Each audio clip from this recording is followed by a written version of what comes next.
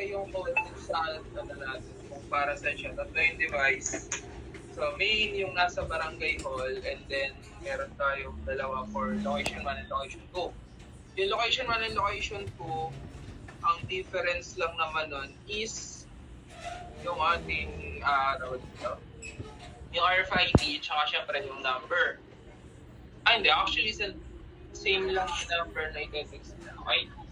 So, dito sa ating main, so, una ko na i-discuss tong code para sa ating main, nasa barangay. Okay, so una is yung software serial. So, siguro, hindi sure kung medyo familiar ka sa Arduino, pero itong part na to is, ito yung library na naka-install doon. So, gagamit tayo ng software serial para makapag-communicate yung ating Arduino dun sa ating GSM module. So, gumamit tayo ng software serial and kinabit natin siya sa pins number 2 and number 3. So, yung pins na yan, yun yung transmit and receive pin. So, dalawa lang yun. So, communication yan, di ba? Pag communication, may transmission and reception. Okay? And then, dito ay sinet natin yung numbers ng location 1 and location number 2. So, ito yung number nila. So, pwede natin itong palitan kung papalitan natin yung SIM card na naka-install dun sa device. Okay? And then, itong mga to is variables lang. So, preparation para dun sa ating mga gagamitin mamaya pag-receive at pag-decode ng SMS na nare-receive ng device. Okay? So, second part is itong ating para sa ating LCD module. So, again, mga libraries lang to. Ito naman is, hindi kagaya nito na pins. Ito naman is yung size ng LCD na ginamit natin, which is 20 by 4. So, 20 characters per line. So, ang line natin is 4. Okay? Alert sent. So, another variables. Alert sent equals false. Button press equals false. So, ano lang to? Dito. Yung unang initial values ng ating mga variables na gagamitin para mamaya. Okay, and then, ito is para again sa ating pin configuration. So, meron tayo dito yung mga LEDs. So, may green 1 and green 2. And then, meron tayong red 1 and red 2 which are connected to these pins. So, may mga nagkabaliktad lang ng pins siya. 12, 11, 9, 10, 5. Then, yung buzzer natin connected sa pin number 8 and then yung ating push button sa pin number 7. Okay? So, ito yung mga nasa labas. Kita nyo naman to, dalawang green LED, dalawang red LED, may buzzer at may button. And then, another variable, so ito, ginagamit ko lang to dun sa display. So, para lang para mag-clear yung isang line. Para hindi ko nabuburahin lahat. So, para variable lang yan, para hindi ako ulit-ulit na type ng ganito, puro spaces. Hindi ko sure kung nagamit pero meron lagi ako niyan. And then, meron tayong, again, variables for alert sa location 1 and location 2. So, ito yung mga ibig sabihin yan. Pag 0, no alerts. 1, robbery at location 1. 2, shoplifting at location 1. 3, robbery at location 2. 4, shoplifting at location 2. Yun yung mga ibig sabihin yan. Para mamaya makita natin yun dito. So, let's see. Kung saan siya natin. I think, mali ito Pero let's see. Malimutan ko na rin. Okay. So, sa Arduino programming, so ito yung mga variables natin. Una siyang dinideclare sa top part. And then, meron tayong dalawang main functions. Meron tayong setup, this one. And then, another one is the loop. So, ang pinagkaiba nila, si setup is magra-run lang siya ng one time. So, ang pag-run niya is from top to bottom line ng code. Okay? So, etong double slash nito, ibig sabihin nito is hindi siya kasama talaga sa code. So, another term is comments. So, ginagamit yan, ganyan, no? Para pang-mark ko lang kung nasang part ako ng code. So, I can say na dito ako nag-stop. So, kahit anong ilagay ko dyan, hindi kasi siya i-read sa code. So, kapag kasi tinanggal ko yan, at i-check ko yung code, binild ko siya. Ayan, nag-verify tayo ng code. Kino-compile natin yung code. So, magkakaroon siya ng error kasi mali yung syntax niya sa code. So, ginagawa natin dito is nilalagyan natin. So everything na may double backslash is hindi part nung nagra-run ako. Okay? So kung mapapansin nyo, itong part na to is actually tama naman yan sa code. Pero tinanggal ko kasi merong issue si GSM module na kapag naka-run tong code na to is hindi siya gumagana ng maayos. Okay? So if ever lang naman na matanong kayo kung bakit naka-backslash, kung familiar sila at bakit nila, o bakit naka-ganito. So yung explanation yun, merong something weird, parang issue siya sa Arduino and GSM. So anyway, yun yung reason doon. Okay? So start tayo sa setup, which is yung initialization ng ating mga components. Number 1, initialize natin yung ating LCD, and then i-display natin yung initial display natin. So ito, so 20 yan, 1, 2, 3, 4, 5, 6, 7, 8, 9, 10, 11, 12, 13, 14, 15, 16, 17, 18, 19, 20 characters, and then meron tayong line 0 to 3. So 4 lines yan. So pwede nyo siyang baguhin if ever na gusto nyo baguhin. So nakalagay initially is no alert since syempre bagong bukas tayo. And then meron tayong next part is to initialize our GSM module. Okay? So itong mga to, ang tawag dito is 80 commands. So ayan, may 80 siya. So ito yung way ng pag-communicate ni device kay GSM module. Okay? Kung kanyang ginagawa is sineset set to text mode. So initialization to, hindi nyo naman kailangan mag-dictate dito. Then unang ginagawa, ito yung isa sa mga main function ng ginagawa ko is dinadelete ko muna yung mga nakasave na SMS dun sa ating module para pag-start na device, fresh. Kasi kapag yan na full, na overuse, na full yung yung memory, hindi na magpo-function ng tama yung ating GSM module. So to be safe, every time na magre-restart tayo, or mag-start yung initialize yung ating device, delete muna natin yung mga nakasave na SMS. Okay? And then, this part is... Sir, excuse po. Ayan. To be clear lang po, yung mga nasesend po na SMS is nadidelete din po agad, no? Tama po. Nadidelete naman agad. Okay. Thank you, sir. Thank you po. Upon receiving, hindi pa yung deleted. Upon restart lang to. Upon restart, deleted na yung mga message na. Para siya, fresh. Hindi naman yun 5-10 lang madami naman din yun. And given yung function ng device natin is for robbery nga and shoplifting, sobrang naman na mapupuno yun, let's say, actually in a lifetime eh. Baka pag sinerch mo yung statistics ng robbery in one shop, na di naman siguro aabot ng 10 or 50 times yung magkakaroon ng robbery. So, yun. Pero again, one restart will do the trick naman na mabubura. Okay? Then, ano ba daw? Cancel all queued operation. So, ito yung, precaution lang din itong part na to if ever man na nagra-run yung device and then restart mo. Like, for example, nagsasend pa siya ng SMS para lang mag-initialize properly ulit. So, lahat ng ongoing na operation niya is kina-cancel na muna on boot para pag-boot talaga ng device, ready siya to operate ng kanyang full operation. Okay? And then, the last part is, to set, to receive like SMS. So, syempre, since kailangan natin mag-receive ng SMS for the device to communicate sa bawat isa, kailangan natin siyang iset na receive ng SMS. Okay? Then, sir, question po. Ano yung delay 500? Ano po ibig sabihin ng 500 na yan? 500 milliseconds yun. Okay, 500 milliseconds. So, para merong time na makapag-respond yung ating module sa Arduino. Kasi si GSM module ay may sariling processor bukod dun sa Arduino. Kumbaga, nag-communicate lang sila para hindi, kumbaga, ikaw, for example, may boss ka, hindi siya sunod-sunod yung utos sa'yo. So, meron kang time para gawin muna yung last command bago ulit yung mga kasunod. Kaya nagkaroon tayo ng mga delay state. Although, not necessarily naman na ganyang katagal, pwede naman i-set mo mas mababa. Pero, based on my experience, ito na yung makasanayan ko na rin. Tsaka, minsan kasi pag sobrang bilis, nagkakaroon din ng problema sa device. So, to be safe, that's 1.5 seconds naman siguro, hindi naman siguro magiging problem. Tsaka one time lang naman din yan sa setup. Okay? The next part is pins.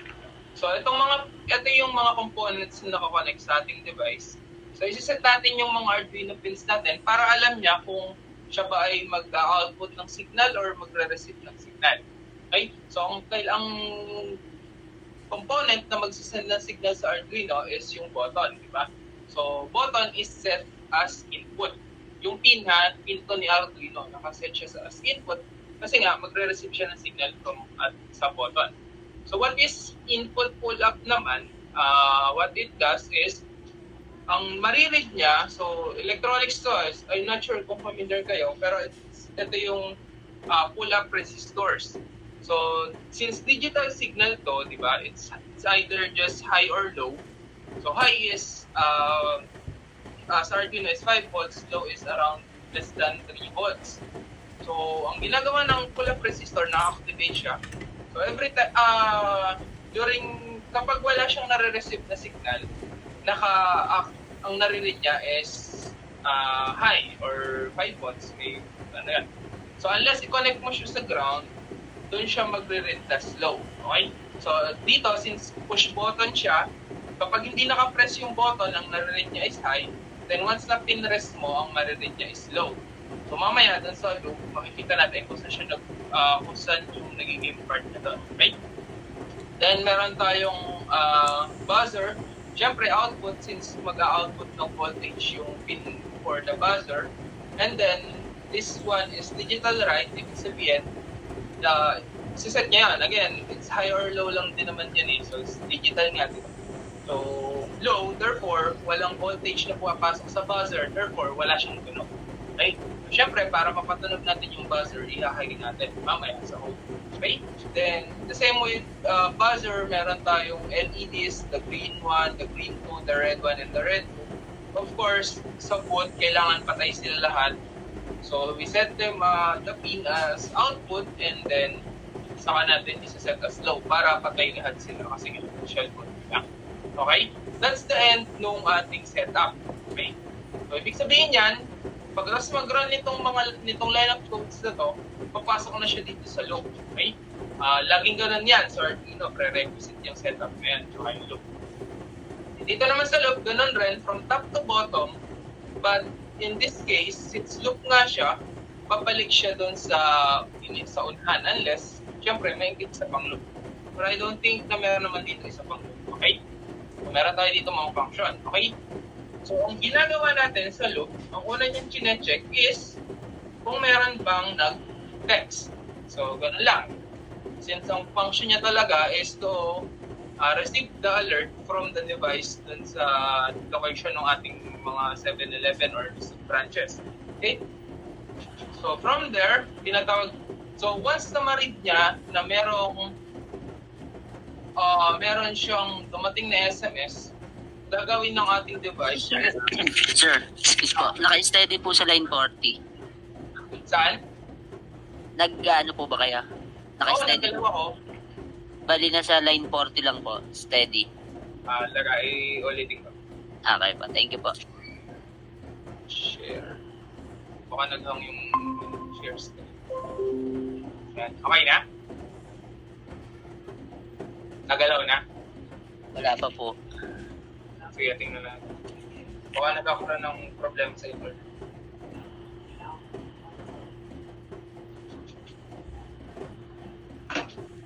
Sabi niya, kapag nag-respond na, nandito na sa line 70. Ayan, okay na, sir. Okay na? Sa akin black screen po. Wait lang po. Sige, sige. Baka sa sa internet.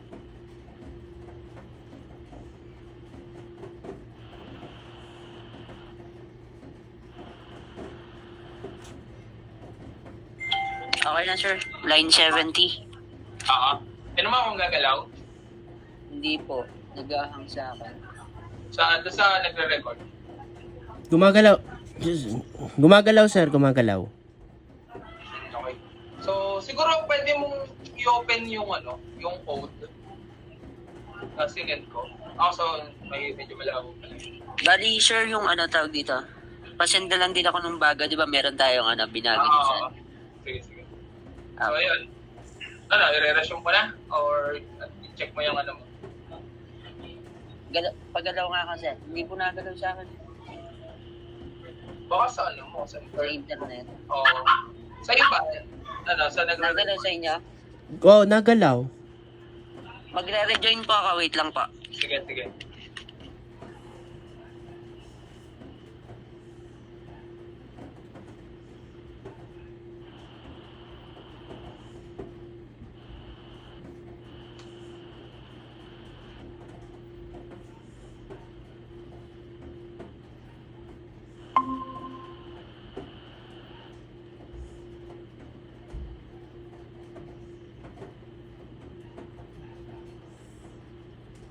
Okay na po, sir. Resume na po. Okay po.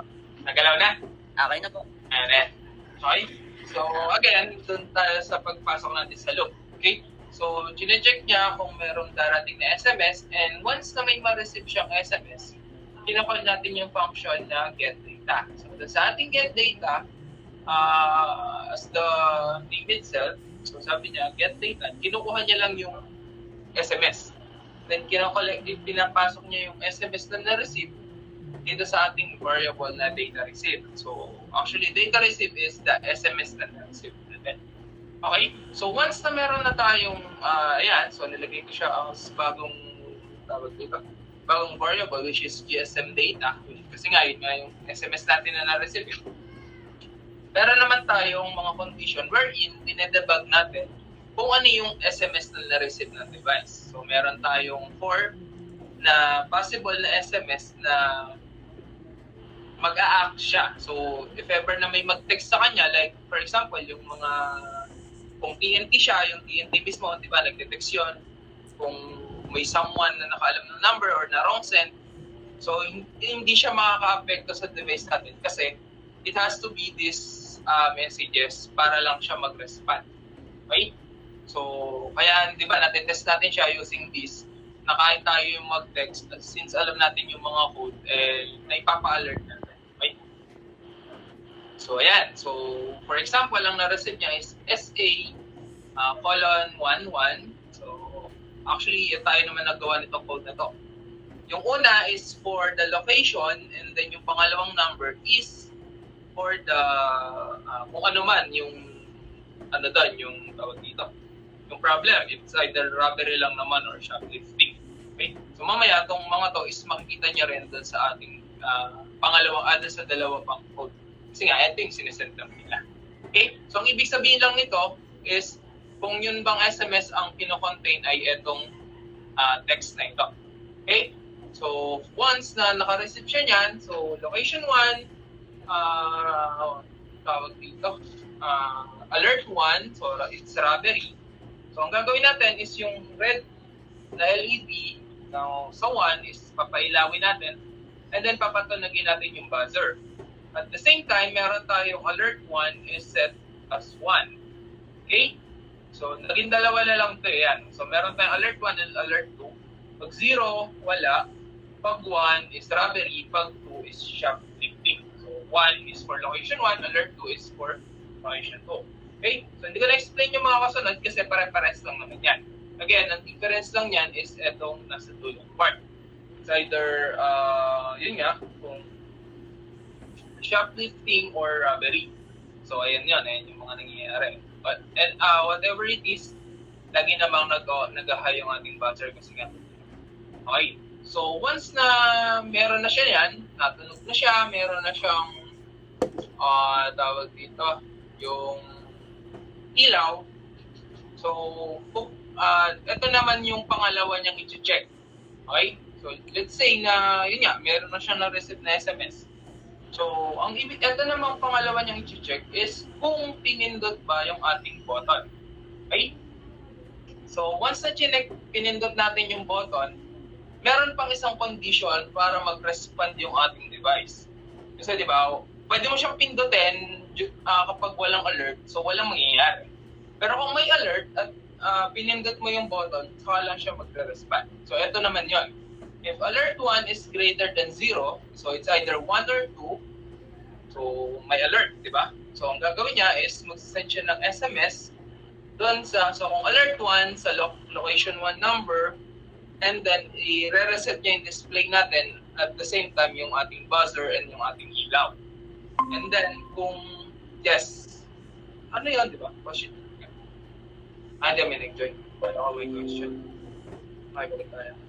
So, and then kung alert 2 naman, syempre, doon tayo sa location 2 number, magte-text at the same time, i-reset niya. So kung mapapansin nyo, una laging i-check yung location 1. Pero whichever man yung may alert, or can be both, so yun yung, kung 1 lang ang may alert, so sa 1 lang siya magte-text. Kung 2 lang, sa 2 lang siya magte-text. Pero kung both, para siya i-text. Okay?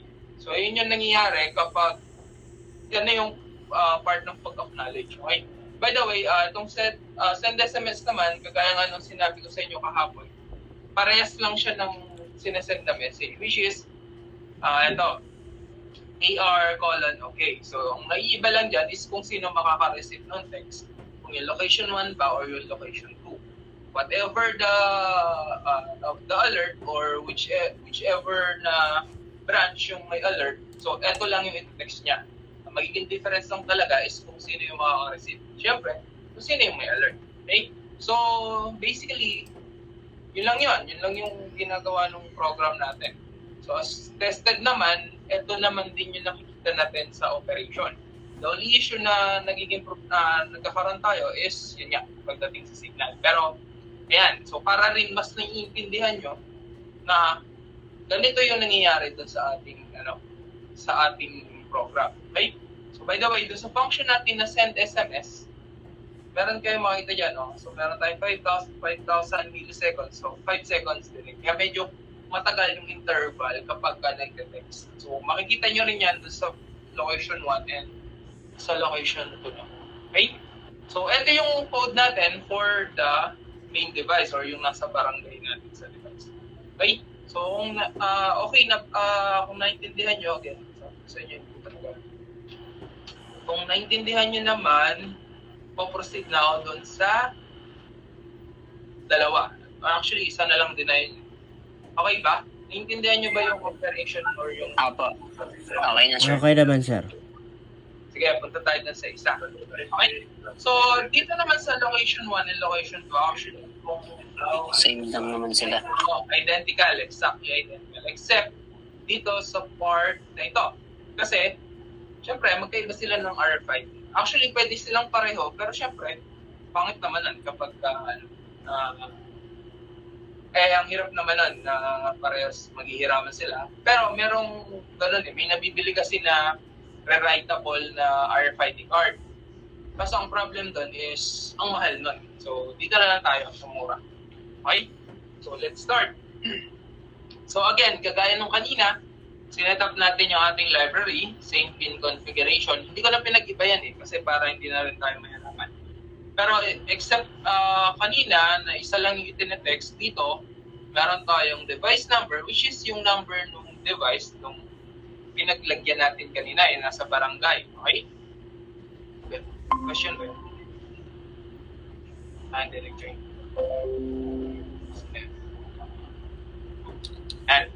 And then meron tayong store manager number and then police number. So